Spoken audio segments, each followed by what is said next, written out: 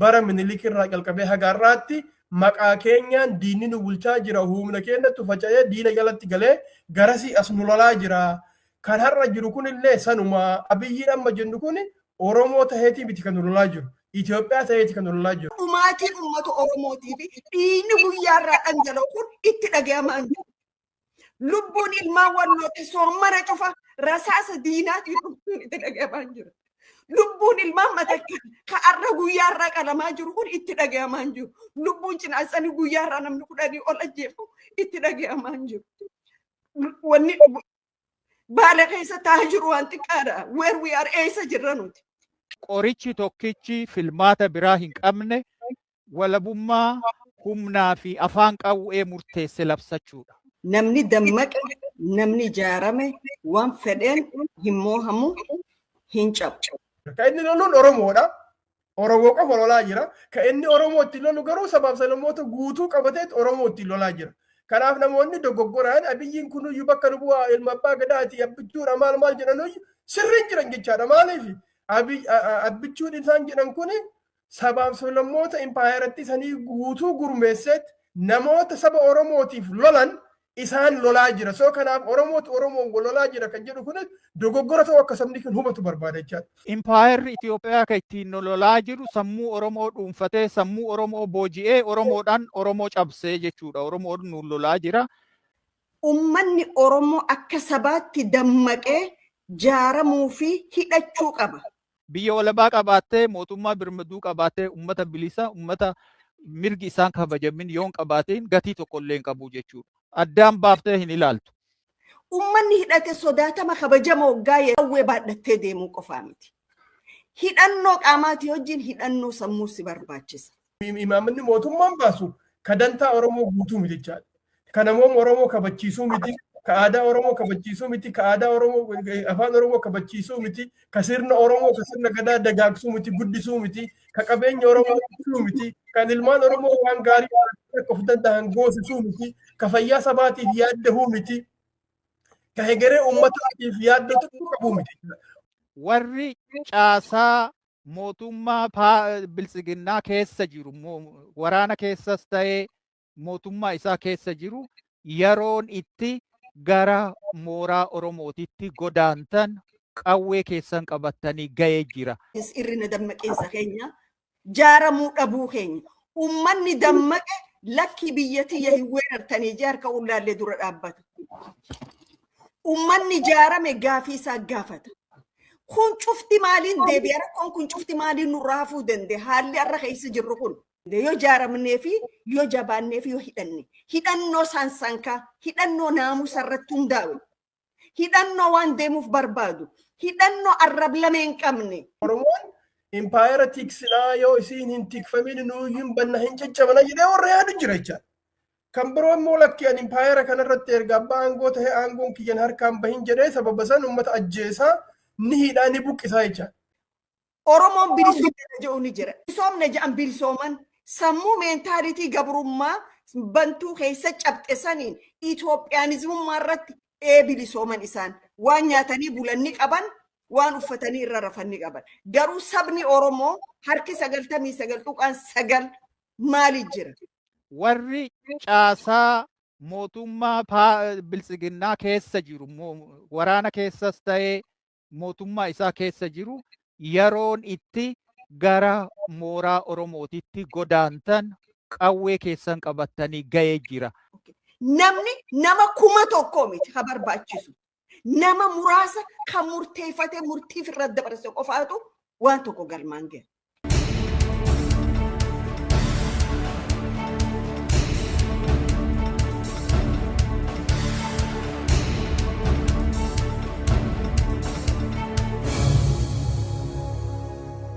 Ko siyaasaa saba Oromoo furmaata waaraa itti soquuf addunyaan maal fakkaatti waan gabaabduu isii mil'achuun baay'ee barbaachisaadha. Addunyaa har'aa keessa mirgatu jira, dhugatu jira, humnatu jira, kabajatu jira. Yoo humna hin qabaatiin addunyaa har'aa keessatti mirgallee hin qabdu, kabajallee hin qabdu, dhugallee hin qabdu jechuudha. Qorichi tokkichi filmaata biraa hin qabne walabummaa humnaa fi afaan qawwee murteesse labsachuudha. unilateral declaration of independence. Kana maal jechuudha kun ijjannoo kiyya ilaalcha kiyya. Walabummaa afaan qawwee murteesse yoo jennu mee walabummaa waan jedhu kana gaggabaabsee tokkoffaa walabummaan takkooyyee lamooyyee sadooyyeedha. Kun tapha ijoollee fakkaata. Takkooyyee yoo jennu walabummaan walaaburraa madditee birmadummaa bilisummaa walabummaa ka jennu kun Oromoon keessattuu sirna gadaa ijaaruuf jalqaba heera badoo bal'oo walaabu irratti muratee yookiin buufatee achirraa lubni sagal wal hordofee waggaa 92 guutuu lolee Oromiyaa har'a kaartaa lafarratti arginu tana yookiin waraqaa irratti arginu lafarratti arginu tana nu dhaalchisee jechuudha. Kanaafuu walabummaan yoo jennu baatoo jechuun hin danda'amaa jechuudha. Falaasamni Oromoo achirra madde universal philosophy. Kanaafuu kagadaa irratti Oromoon ijaare yaayyaan shanan achirra madde jechuudha. Heerri sun the first oral constitution in history. Kalammata walabummaan lamooyyeedha. Reefuu kana Jaal Jamaal akkaataa inni itti ibse natti toleetiin jira. Walabummaan tokkoffaa sammuu Oromoo walaboomsuudha. Empire Itoophiyaa kan ittiin lolaa jiru sammuu Oromoo dhuunfatee sammuu Oromoo booji'ee Oromoodhaan Oromoo cabsee jechuudha. Oromoon nu lolaa jira.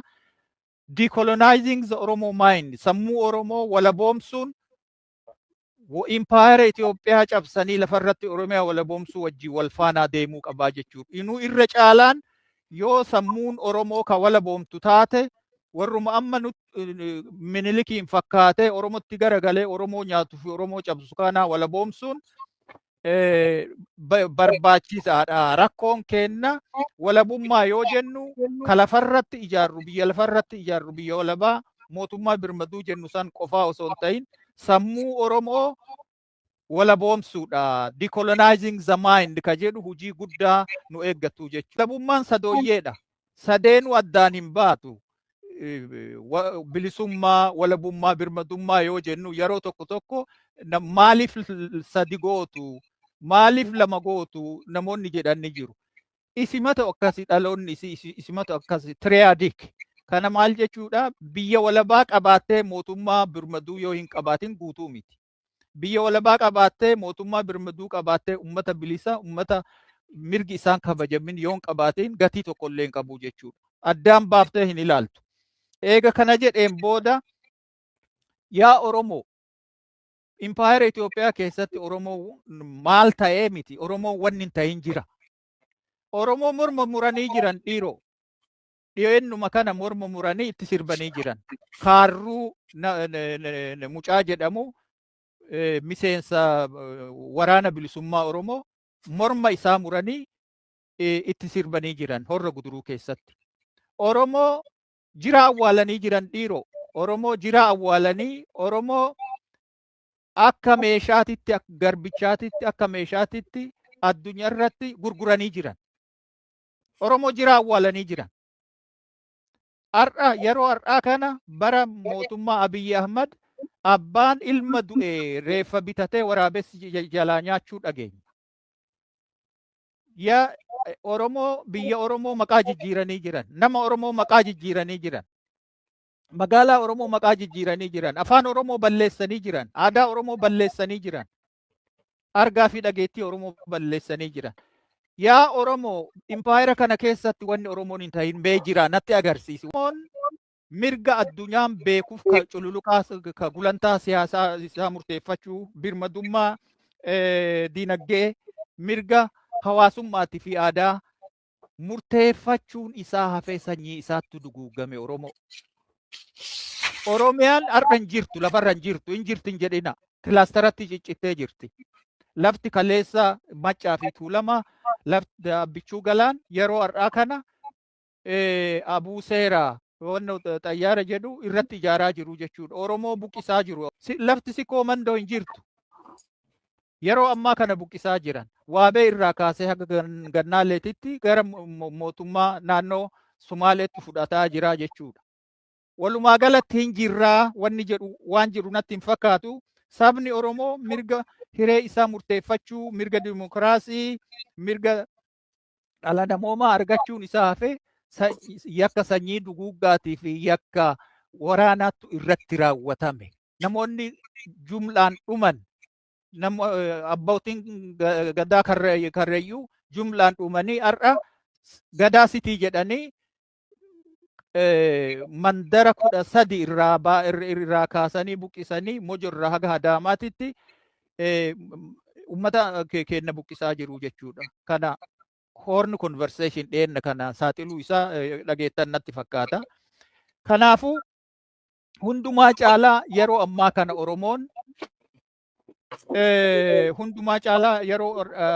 Oromoon gaafii du'aa fi jireenyaatti jala jira jechuudha. Baduu yookiin jiraachuudha. Hin bannamoo hin jiraanna kun gaafiidha. Oromoon hundumtuyyuu kanarratti wal gaafachuu qaba. Impaayerri kun kabeebsuun hin danda'amne dadhabameera. Bara Haile Sillaasee bara neessummaa modernization, bara darguu socialism ka jedhu, bara wayyaanee sirna federaalaa, bara mootummaa Abiyyi Ahmad impaayerri boollaa ba'ee lubbuun deemaa jira jechuudha. Kanaafuu falli isaa maali ka jedhu isheen dhufa gaggabaabsee gamtaa fi tokkummaa tarsimoo humnoota siyaasaa Oromoo hundumaa ammatu ijaaruudha. Haga har'aatitti Oromoon illiitiin Oromoo yookiin political community'n tokkummaa siyaasaa hin ijaarre. Garaagarummaa olitti tokkummaa siyaasaa hin ijaarre rakkoo qabnaa jechuudha. Sila hiyyummaa siyaasallee qabnaa dhiiroo. Kanallee of gaafachuun baay'ee barbaachisaadha.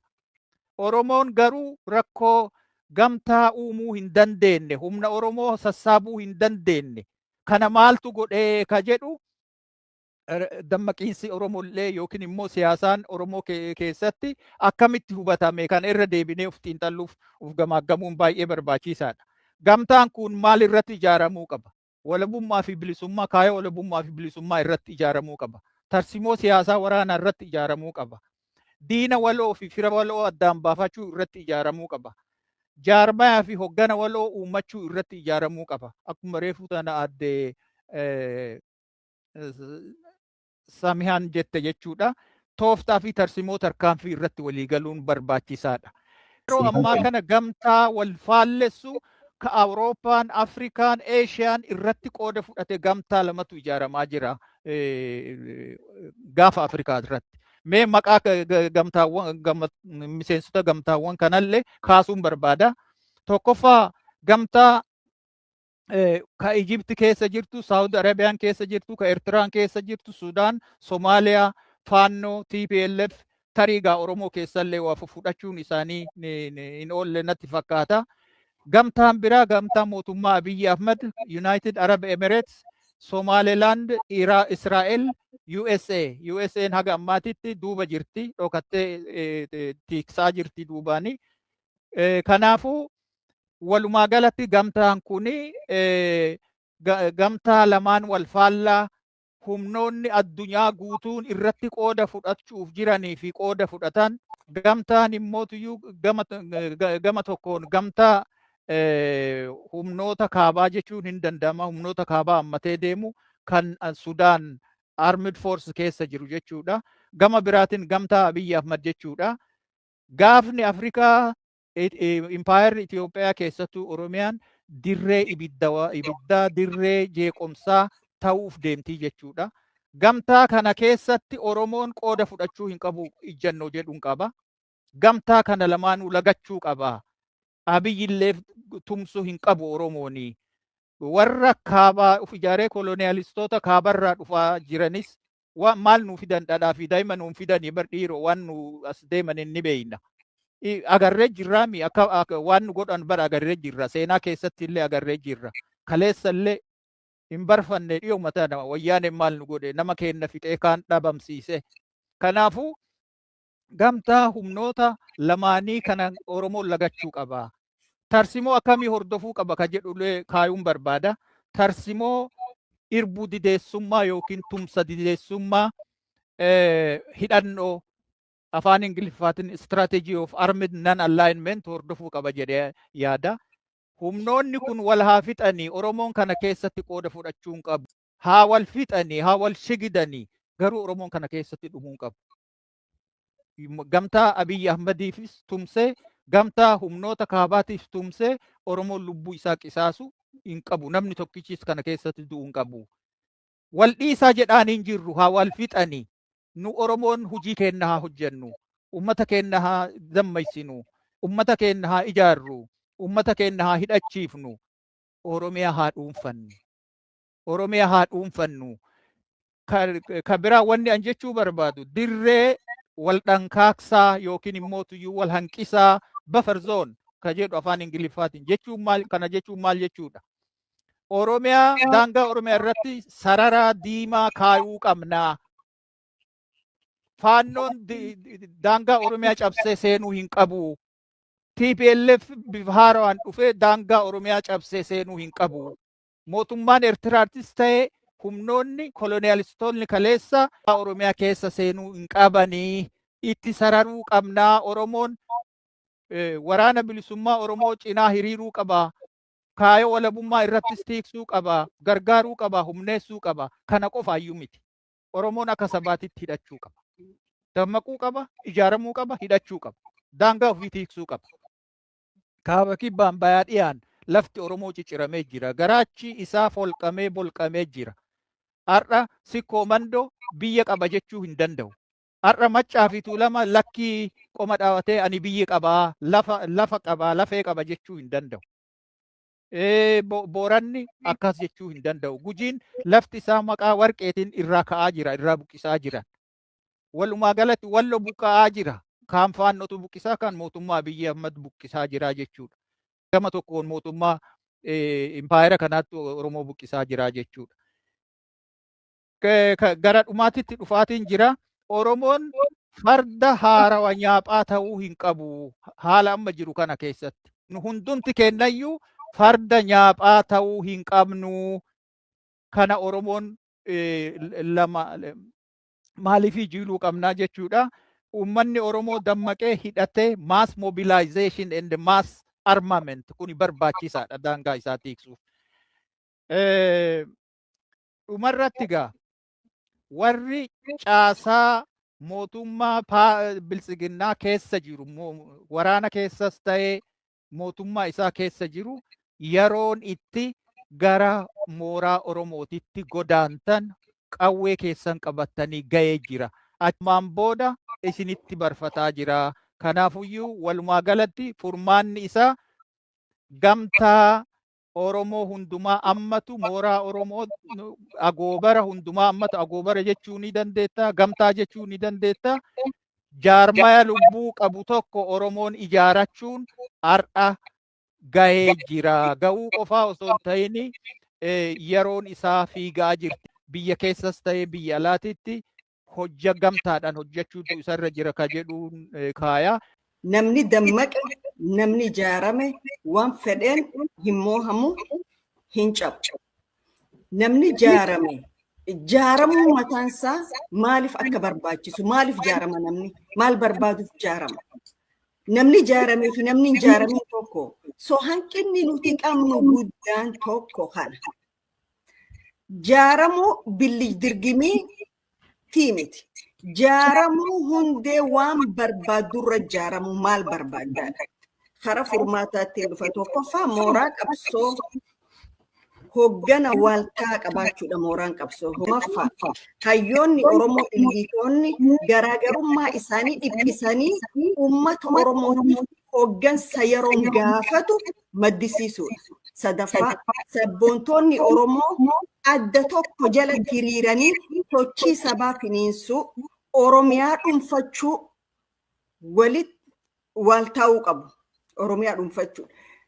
Uummanni Oromoo akka sabaatti dammaqee jaaramuu fi hidhachuu qaba. Uummanni dammaqe mirga isaa gaafata. Gaafa jaaramtu waan jaaramtuuf beekta maaliif hin jaarametti ageekta. Akkanuma jaaramu waan jaaramtuuf san eege jaaramte mirga keekkatti gaafatu qabdaa jechuudha. Uummanni jaarame humna qaba. Namaas sodaata. Ni sodaachifta gaafa jaaramte jechuudha. Uummanni hidhachuu qaba. Uummanni hidhate sodaatamaadha, kabajamaadha. ummanni hidhate sodaatama kabajama waggaa yeroo baadhattee deemuu qofaa miti. Hidhannoo qaamaati wajjin hidhannoo sammuu si barbaachisa. Hidhannoo qaamaa tan keessatti ummata kee akkamiin laalta, alagaa akkamiin laalta. Hidhannoon tee sammuu maal godhi siin jetti, maal hin godhin siin jetti. Waan tokkoon jechuu barbaada. Gaafa qabsoon tun kichuudha, gootan Oromoo ala kana galanii qabsoo hidhannoo seenan. Angafaaf yeroo hunda ka jennu goota Oromoo akka Eelemoo Qilxuu jechuudha. Eelemoo Qilxuu biyya alagaatii galee biyya isaa keessatti hidhatee wareega kanne. Tuujii Raggaasaa seenaa naa yaadattu biyya alagaatii galee biyya isaa keessa qabsoo hidhannoo keessa wareega kanne. Yaa'ii Malkaa biyya alaatii galee qabsoo bilisummaa Oromoo keessa qooda kanne. Arra warri ala jiru kun fakkii warra sanii ta'uu fudhatanii xurree miila warra sanii fudhatanii deemuu ni danda'ani. Xurree isaan kalee taraaran, qabsoo isaan kalee irra wareegaman, daaddaaqinsa arra jiru kana muuxannoo qabanirraa galanii waan san sirreessuu ni danda'ani. Warri saba jaalatu, warri sabaaf aarsaa ta'e, warri Oromiyaatti amanu, warri walabummaatti amanu, warri quuqama saba kanaa qabu Oromiyaa xarafaan gaxarafaan nu barsiise warran sanii jechuudha. Karaa isaaniirra jirra. Maaltu karaa isaaniirraa nu mayse? Warri san fedhii aangoon qabaanne, dhiigoo mataa isaanii hin qabaanne, fedhii Oromootii fi Oromiyaa qabaachaa turan. Biyya Oromiyaa tawalabaa jedhanii warra amananii jechuudha. Asli Oromoo biyya Jabuutiitii galtee qabsoo bilisummaa Oromoo seente. Arra tokkoon keenya akkas godhaan hun jedhanni goona. Tokkoon keenyaaf gaafachuudha. Wanni Oromoo arra keessa jirtu ummanni Oromoo dargaggeessaa haa ta'u manguddoo haa ta'u manguddoo ganda 80 arkeen dirree kibbaatti jechuudha. Ama 60 arke 70 arke. Warra waan tokko jedhan isaanii keessa bilisummaa fi tokkummaa fi jaalalti hin dhabamne jechuudha. Arra warri ala kana jiru san godhuudhaaf qophiidha yoo koottaa jedhan. Dhuga biyya ni jaalanna. Rakkoon amma himame daangaa walloorra haga jedhansanitti Matakkalirraa haga Mooyyaaleetti keenya dammaqiinsa irrina dammaqiinsa keenya jaaramuu dhabuu keenya ummanni dammaqe lakki biyyatti hin weerartanii jaarka ullaallee dura dhaabbata. Ummanni jaarame gaafii isaa gaafata.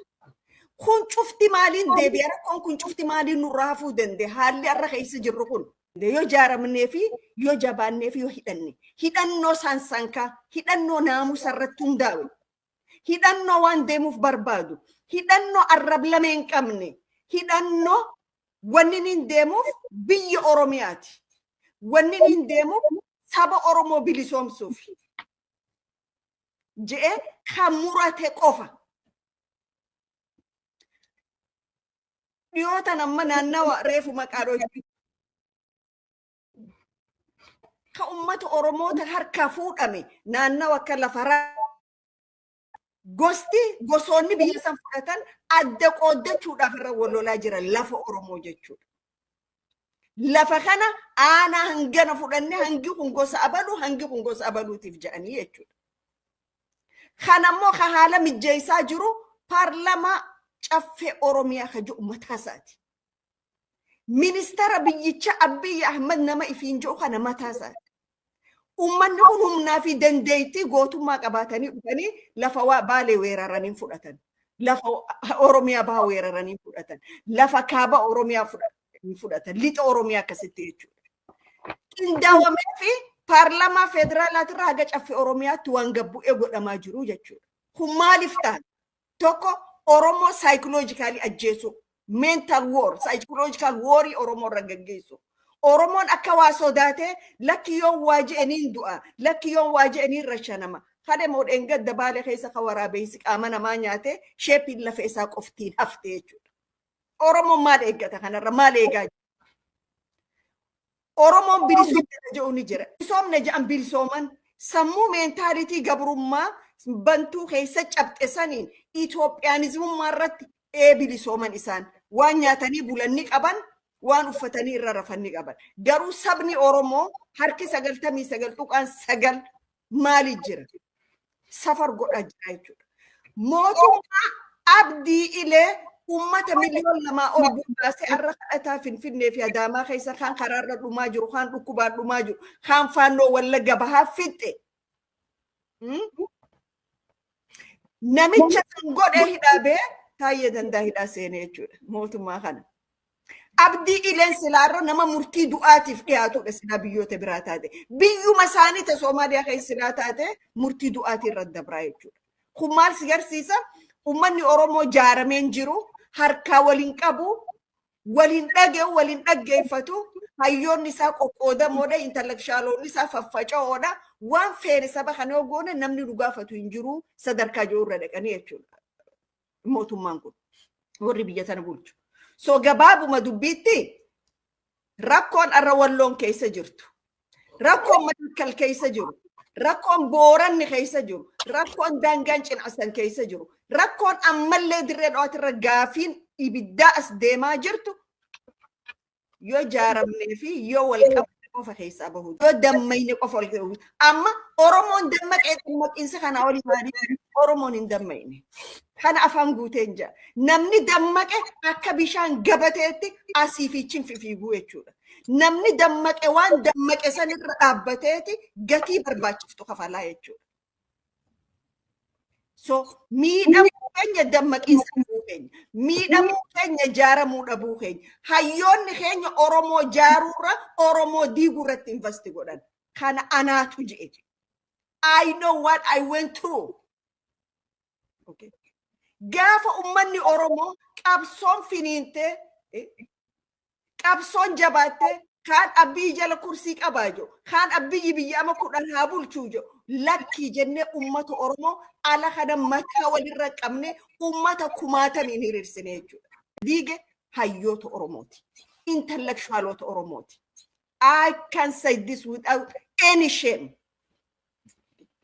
gaafa rakkoon jirtu hayyuun tokko intellectual ni tokko mee rakkoon tun maali rakkoo tana bifatamiin furmaata agarra rakkoon argamte tan maali jechuu dhabee qaama rakkootee hoggaatee mul'atutu jira jechuudha kana gaddisiisu bara dhufaa dabraa rakkoorraa hin barru we are not learning from the past we are not learning from our own mistake we are repeating the same mistake amatu cufa jechuudha kan ammoo kan godhu hayyoota keenya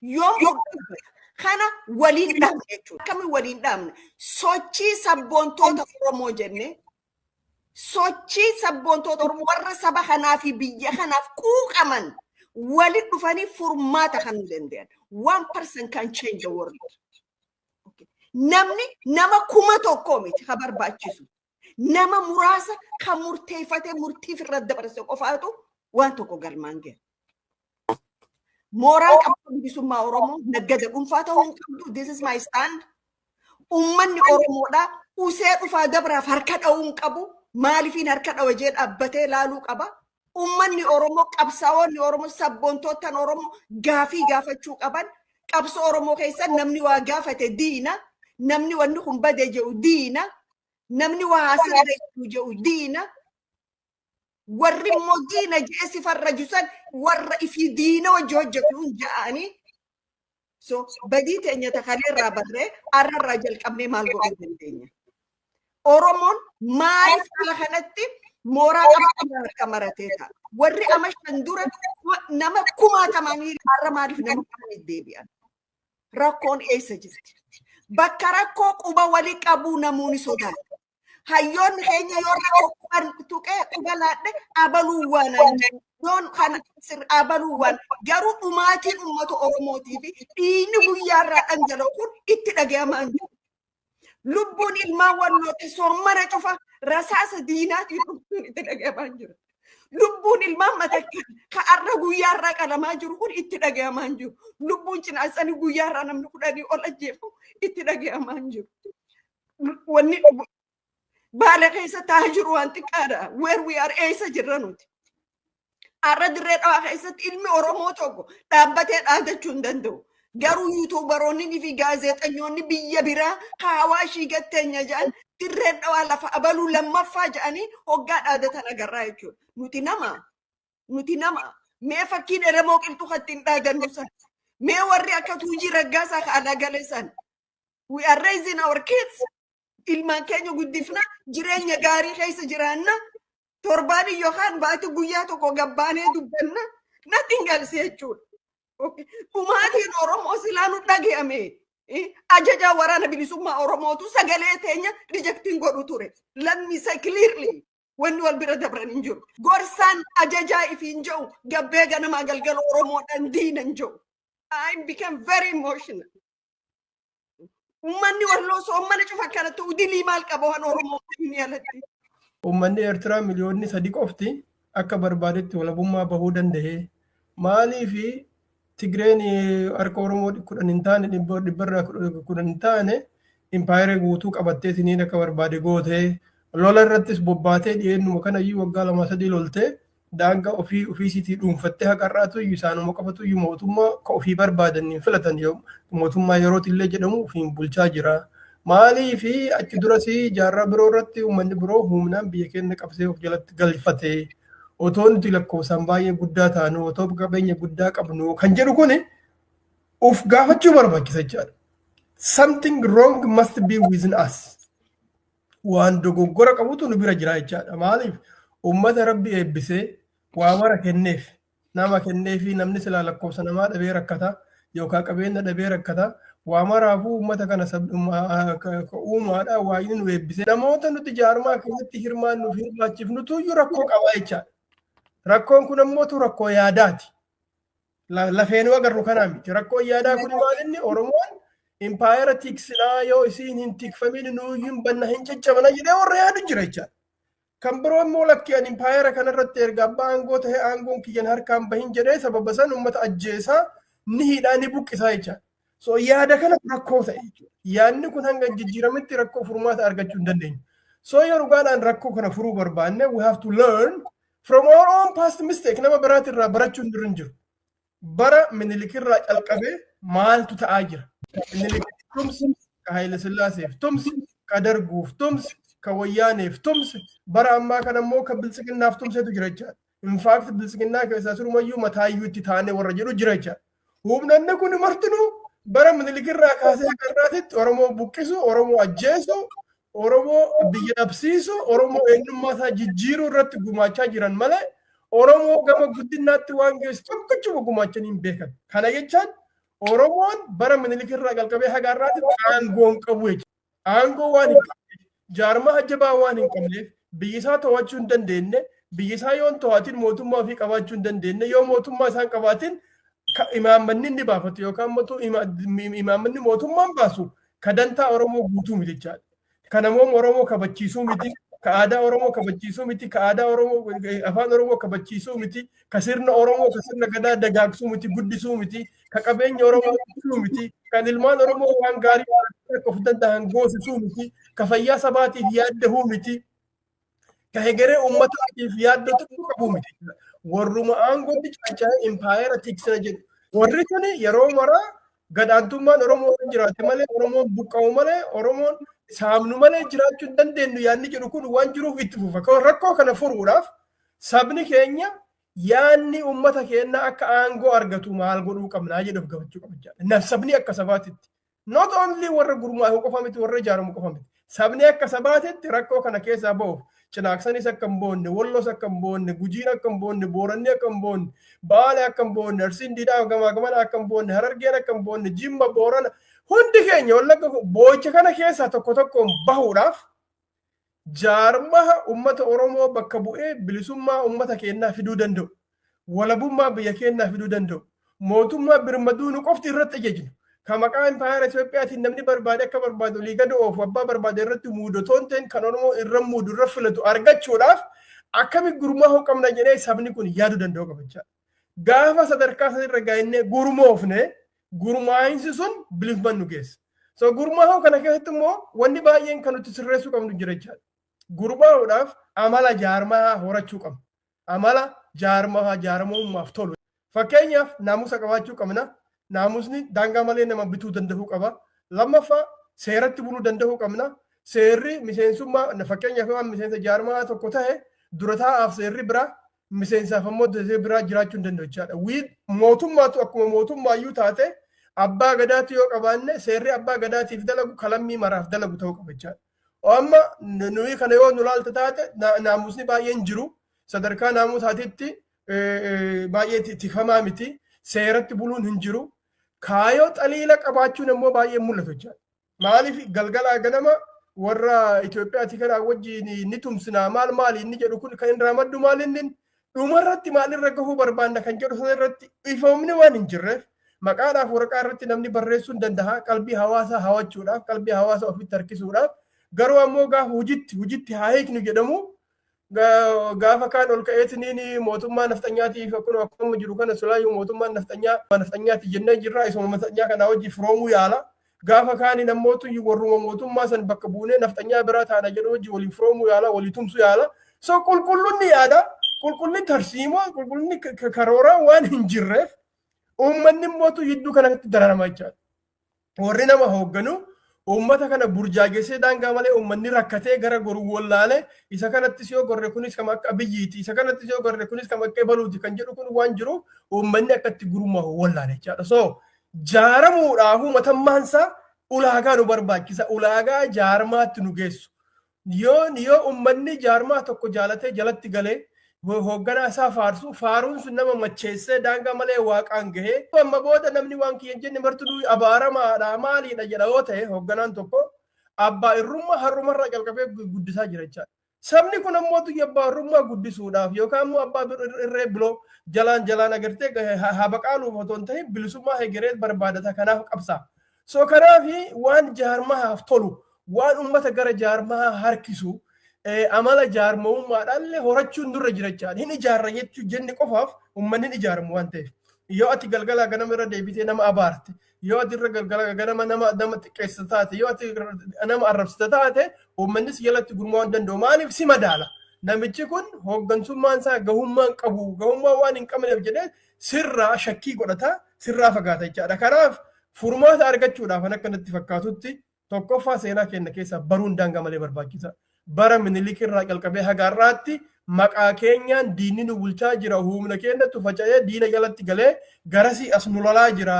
Kan har'a jiru kunillee sanuma Abiyyiin amma jennu kun Oromoo taheetii miti kan nu lolaa jiru. Itoophiyaa taheetii kan nu lolaa jiru. Sabaaf Salomoota biyya san keessa jiru hundumaa ijaaree Oromoo irra dulchisaa jira. Kan inni loluun Oromoodha.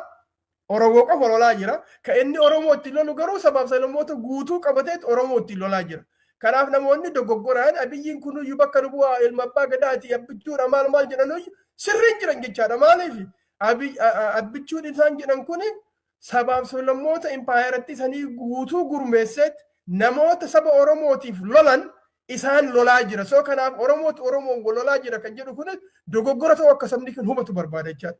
Inni biroo PP mataansi ulaagaa isin kaadhu guddaan maaliin namni akka keenya sooromuu barbaaddan sabummaa keessan ofirraa mulqitanii Amaarummaa ofirraa mulqatanii Oromummaa ofirraa mulqatanii Somaalummaa ofirraa mulqatanii wajji gurmaa'uu dandeettu jedhan malee takkayyuu nuti Oromoo bakka buuna hin jenne. Kanaaf dogoggorri guddaan hawaasa keenya keessatti har'a mul'atu maalinni Abiyyi waan afaan Oromoo dubbatuuf namoonni inni mudatus garii waan afaan Oromoo dubbatanii fi mootummaan kun mootummaa Oromooti jedhan soba kun. PP'n mootummaa Oromooti miti mootummaa saba tokkoyyuu nuti bakka buunu jedhee akka bara dargii san jechaadha. Akka bara mangistuudha nuti sabarraa bilisaa Itoophiyaa qofa wanni nuti faarsinu warra jedhu jechaadha. Amma sababaa kanaan namoota manni keenya dogoggora keessa seene duulli guddaan qorqalbiidhaafis qaamaa uummatatti dhufaa deemaa jira. Ammatti lolli guddaan uummata keenya irratti dhufaa jiru kun uummanni keenya ofii isaatii gamaa gamanatti hiramee Abiyyiin jalatti hiramee yookaan ammoo warra faannootiif maal jedhu jalatti gamtaa sanitti achi galee otoo hin tahin woboon walaba tahee humnoota kanniin irraa akkuma kaleessa akka OPDO humna biroo baatee akka dhufne innis inni ammoo tuyyuu aangoo irra jirus uummata keenya agartee yoo Oromoon naatumsitee jira kan hinjifadhe Oromoo kana caalaa balleessa jedha. Abiyyiin laala. Abiyyiin mataa saayikooloojii isaa laala. Yoo Eertiraallee dhahee rukute yoo shaabiyaallee dhayeennuun TPLF illee rukute yoo faanyollee bakka takkatti hunda sadeen kana sadeen rukute balleesse kanaaf ta'e abaa oomoodhaa jedhamoota iyyuu balleessuun laafaadhaa nugusa naannoo kana ana qofattaa kan jiru saayikooloojii kanaan dhufa waan ta'eef innis Oromoo balleessuudhaaf muratee dhufa. Balaa kanarraa dandamachuuf Oromooni woboonis humninni silaa hidhatanii jiran humna lamaan irraayyuu wala batanii uummata Oromoo gurmeessuu qabu jechaadha. Karaa san qofatu iyyuu Oromoo baasa jedheetiin hin yaadan. Uftahanii uummata Oromoo gurmeessanii uummanni keenya humnoonni lamaan akkuma duratti obboleeyyan kee jedhan ofii isaaniitti wal hadaa kan walaa balleessan that's good for us. Yeroo diinni kan kee wal lolu jidduun seenin jedha jechaadha. Warri tooftaa waraana dubbate yoo jidduu seente hin qabbaneessitaa bakka jechuu jechaadha. So kanaaf sabni keenya ofii isaatii gurmaa'uu qofatu fala tahaa. Yoo san ta'e qofa boo'icha gamaa gamanaa ebaluu nu dubbadhaa rira na dubbadhu matakkal irraa na dubbadhu boorana irraa na dubbadhu kophaadhaan mana manaan na dubbadhuun kun hafee gamtaadhaan yoo qabsoofne jijjiirama fiduu danda'a. Gamtaadhaan ammoo akka jijjiiramni dhufu qabsoon qeerroo Oromoo mul'iftee jirti jechaadha. Otoo Oromoon amma gamaa gamanaa mana keessaa iyyi kun qabsoo biyya keessaa gamtaadhaan deemsisa tahe mootummaan biyyi 7-2-3 buluu hin danda'u furmaata argachuu danda'a. Namni biyya alaa immoo bilisa nu baasa jedhee uummanni abdachuu hin qabu.